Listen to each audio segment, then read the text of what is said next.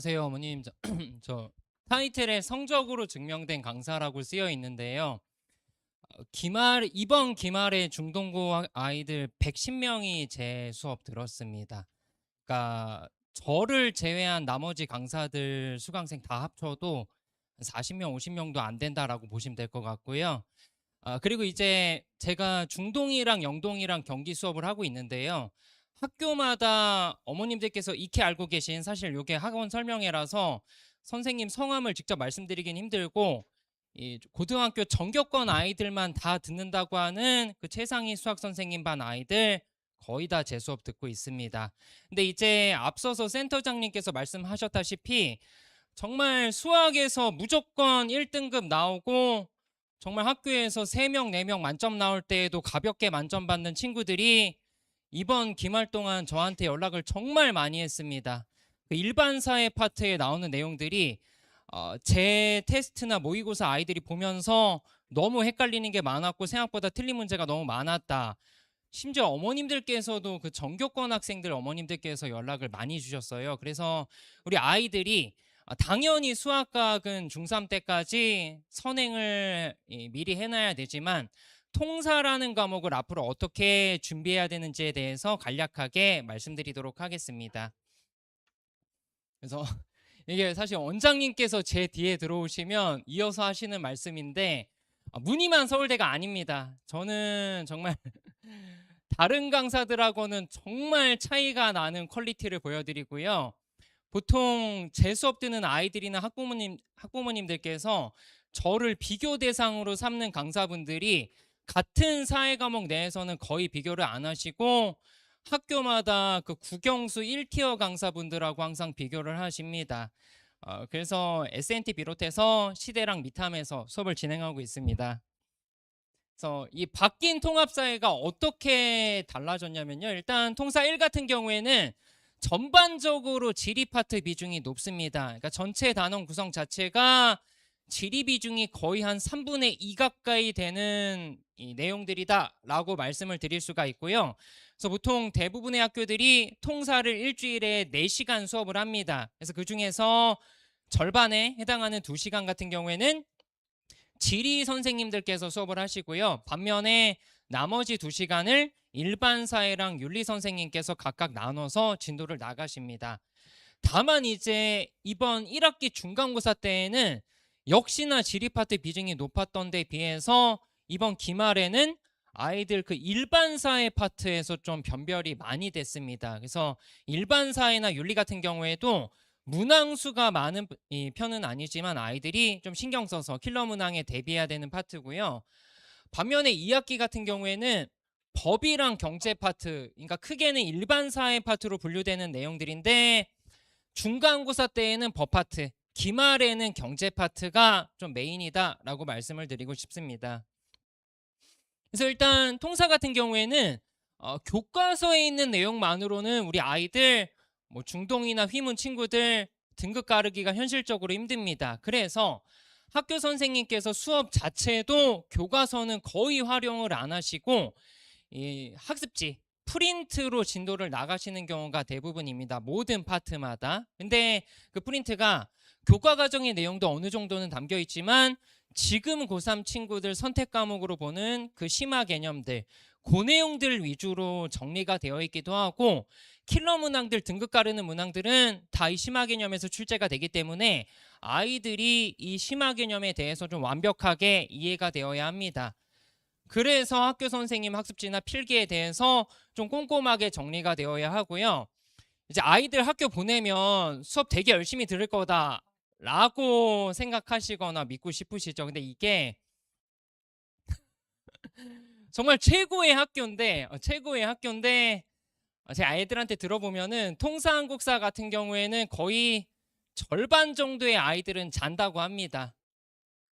아니 진짜입니다, 이게. 어, 이게 어머님들 앞에서 좀 현실을 미리 말씀을 드리자면은 한 370명, 80명 되는 아이들 중에 200명 가까이는 그냥 학교에서 잡니다.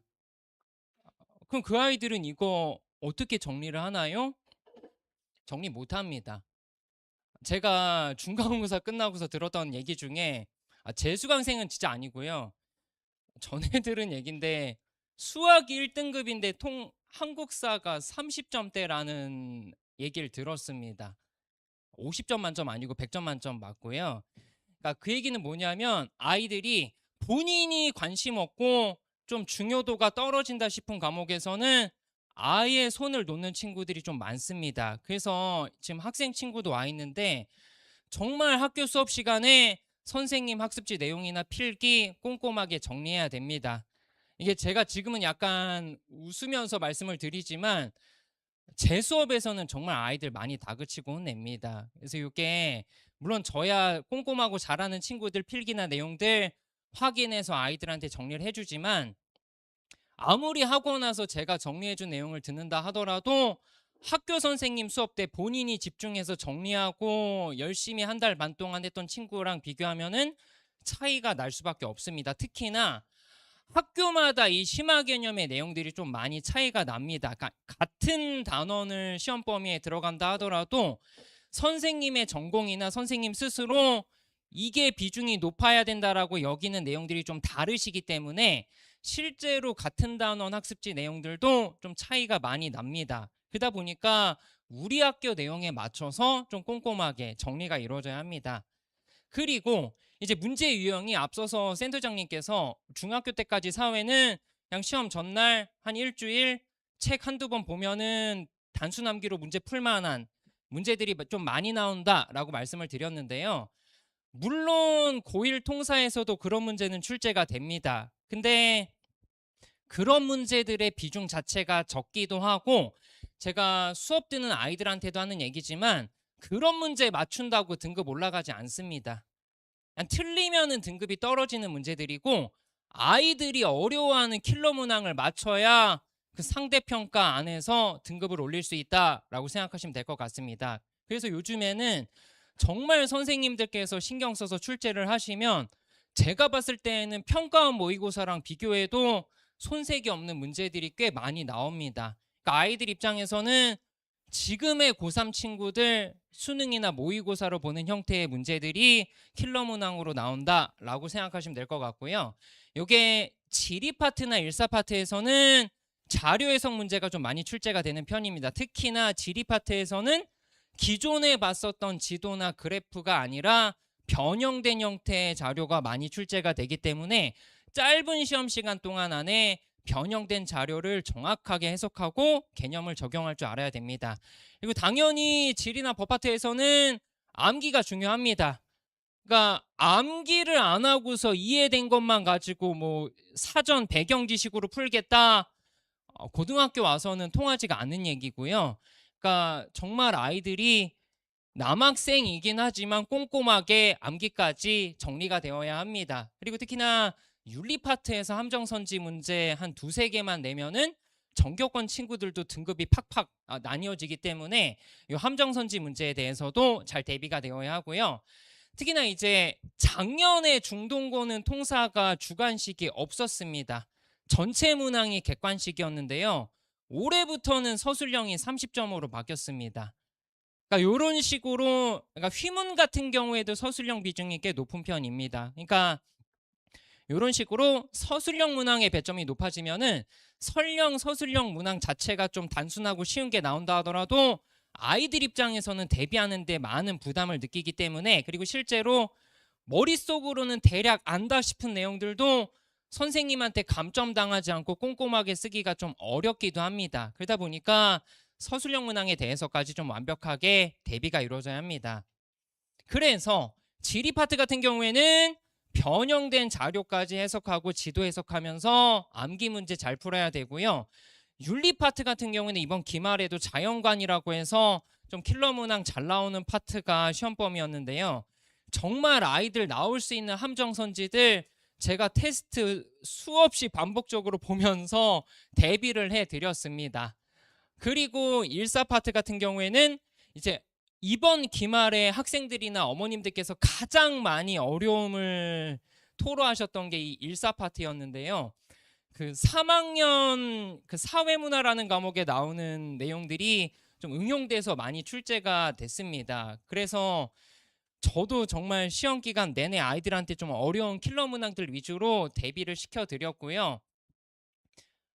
어 이게 시험이 빠른 학교가 중동이나 영동 같은 경우에는 목요일 날 이미 시험을 시작했고, 제가 가르치는 통상국사 중동은 이미 목요일 날 다 봤습니다. 근데 대략적인 1컷이 한국사는 90점대 초반이고 통사는 80점대 초반입니다. 그러니까 그 잘한다는 아이들, 정말 중동고 원탑 학교죠. 그 잘한다는 아이들 모여 있는 학교에서 사회 과목 그 10% 안에 드는 1컷이 80점대 초반입니다. 이게 무슨 1컷이 20% 30%가 아닙니다. 정말 전교에서 10명 안에 드는 아이들이 80점을 겨우 넘겼다라고 보시면 될 것 같고요. 그러다 보니까 이 아이들이 각각의 파트에 대해서 정말 꼼꼼하게 대비가 이루어져야 합니다. 그래서 요게 이제 통사에서 나올 만한 주요 문항들을 제가 정리해 본 건데요. 얘는 지리 파트 문제입니다. 지리 파트인데 지도가 없죠. 지도 문제도 출제가 되고요. 요런 형태로 그래프가 변형된 형태로도 출제가 이루어집니다. 참고로 이 그래프 아이들이 학교 수업에서 학습지에서 봤던 그래프가 아닙니다. 그러니까 어머님들께서 익숙히 알고 계신 위쪽에 꺾은 선 그래프 있고 아래쪽에 막대 그래프 있는 일반적인 기후 그래프만 보다가 시험 때 변형된 이런 형태의 그래프 보면서 얼마나 빠른 시간 안에 캐치할 수 있느냐를 물어보는 문제가 나왔었고요. 다음 문제는 되게 간단해 보이는데 윤리 파트 문제입니다. 그러니까 아이들이 이게 생각보다 수학과학적인 성향이 강한 친구들, 이과형 스타일의 친구들은 윤리 파트에서 이 제시문이나 함정선지 꽈서 내면은 정말 힘들어합니다. 그래서 이 윤리 파트 같은 경우에는 아이들이 나올 수 있는 함정선지들에 대해서 미리 다 대비가 되어 있어야 실수하지 않고 시험 잘 볼 수 있습니다. 그리고 다음 문제 같은 경우에는 일반사에 관련된 내용인데요. 이게 그 자료 수집 방법이라고 해서 교과 과정에 없는 내용입니다. 그냥 3학년 사회문화에 있는 내용을 학교 선생님께서 따로 수업 때 정리해 주시고 이 내용을 출제하신 문제입니다. 그러다 보니까 참고로 학교 선생님들께서 수업 때 시험에 나올 만한 거 알려주시면서 수면 변별한다고 말씀하시는 분들 꽤 많으십니다. 그 얘기는 자고 있는 친구들은 알아서 틀릴 거니까 대놓고 말해줘도 모른다 그 얘기죠. 그러다 보니까 정말 아이들, 제가 정말 잔소리도 저도 많이 하긴 하는데 아무리 학원 수업을 듣는다 하더라도 학교 수업에서는 항상 집중하는 태도 유지해야 합니다. 그리고 참고로 학교 수업에서 자는 애들은 학원 와서도 거의 잡니다. 집중 못하고. 제 애들 앞에서도 얘기했는데 도대체 왜 이렇게 하루 종일 자는지는 모르겠어요.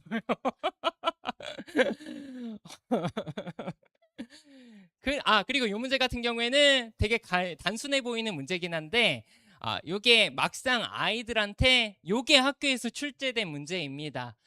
이게 선생님 입장에서는 엄청 공들이거나 힘들게 출제하신 문제는 아닌데 답을 써야 되는 아이들 입장에서는 오히려 이렇게 단순한 문제가 더 힘들 수 있습니다. 감점을 당하지 않고 본인이 교과서 서술에 맞춰서 암기한 거를 정확하게 써야 되다 보니까, 특히나 앞서 제가 통사 같은 경우에는 거의 학습지 위주로만 수업이 진행된다라고 말씀드렸죠. 그러다 보니까 아이들이 교과서가 시험 범위에 포함이 됨에도 교과서를 꼼꼼하게 암기 안 하고 가는 경우가 되게 많습니다. 근데 선생님들이 보통 선원술령 문항에서 이 교과서 내의 지엽적인 문제들을 꼭 한 문제는 출제하시기 때문에 여기에서 4, 5점 날라가면은 나머지 부분에서 그 부분을 메꾸기가 너무 힘듭니다. 아이 입장에서는.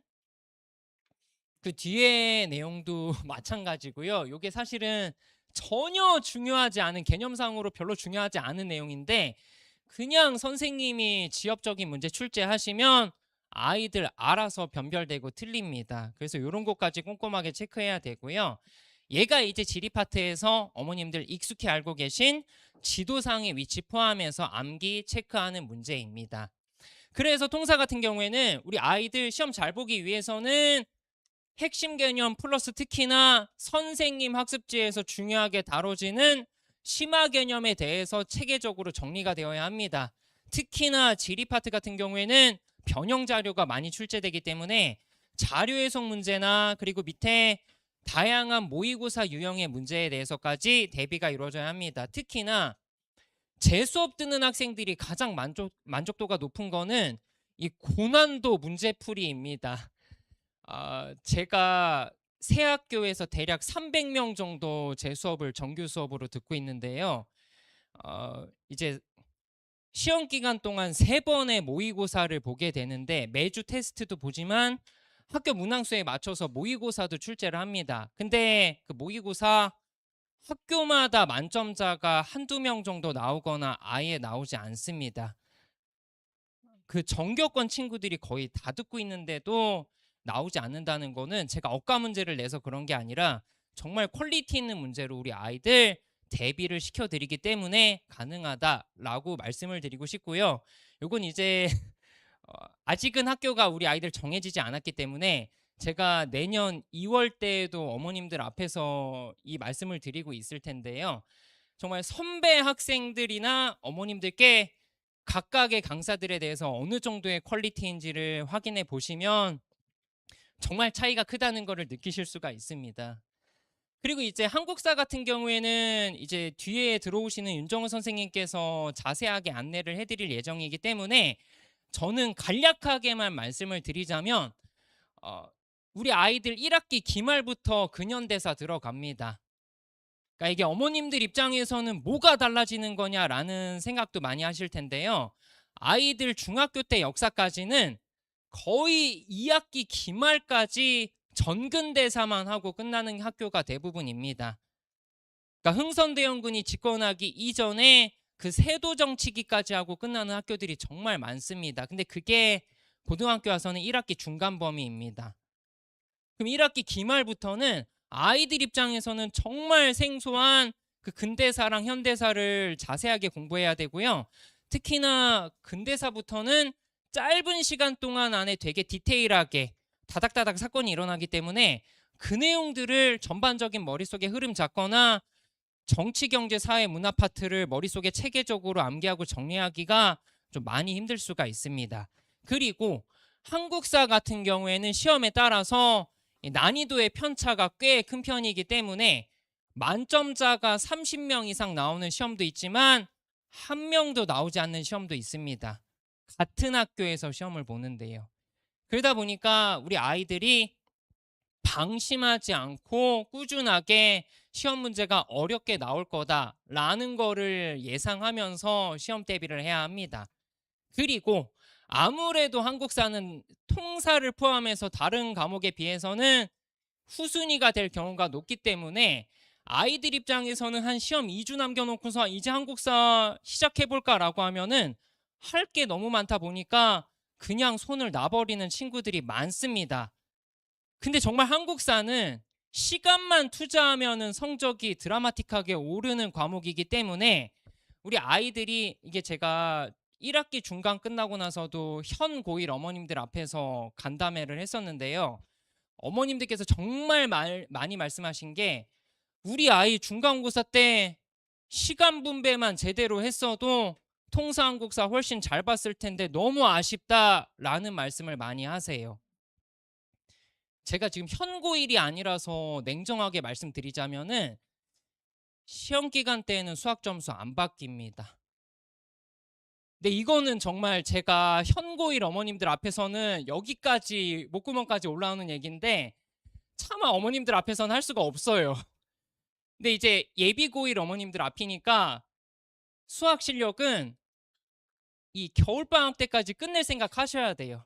끝낼 생각 하셔야 되고 학기 들어가서는 아이들 국어 영어의 모든 학교가 너무 치이고 아무리 선행해도요. 그 통사한국사라고 하는 것도 암기할 분량이 너무 많아지기 때문에 수학을 그때 와서 강사가 부르는 클리닉 다 따라가면서 뭐 일주일에 거의 절반을 수학에 투자한다? 나머지 과목 그냥 다 박살난다고 보시면 됩니다. 수학 문제 1개, 2개도 더 못 맞출 것 때문에 나머지 과목에서 한 10개 이상은 더 틀린다고 보시면 돼요. 그러다 보니까 정말 수학은 이 중3 겨울방학 때까지 무조건 끝낸다는 생각하시고 학기 중에는 정말 제발 수학에 많은 시간 투자하려고 하시면 안 됩니다. 왜냐하면 정말 그 한 문제도 못 맞출 과목 때문에 얘를 한 5개 이상 더 맞출 수 있는 거를 그냥 날리는 친구들이 너무 많아요. 실제로 제 수강생 중에도 중간 때 혼자 했다가 기말에 난이도가 올라갔는데도 30점, 40점이 오른 친구들이 있습니다. 그러니까 이거는 정말 어머님들께서 제가 약간 편하게 말씀드릴 수 있는 상황이다 보니까 현고일 어머님들 앞에서는 얘기 못 하거든요, 이거를. 되게 저도 위협을 느껴서.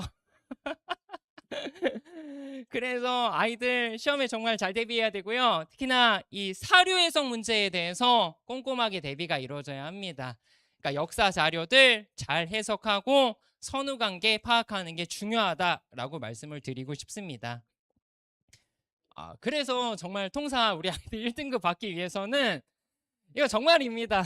제 수업 들으면 되고요. 특히나 이제 각각의 통사 1과 2 학기마다 중요하게 다뤄지는 킬러 파트가 어딘지를 저는 알고 있기 때문에 우리 아이들이 반복적으로 공부했을 때 효율이 높아질 만한 파트 위주로만 추려서 방학 때 좀 애낄 수 있는 수업을 진행하려고 합니다.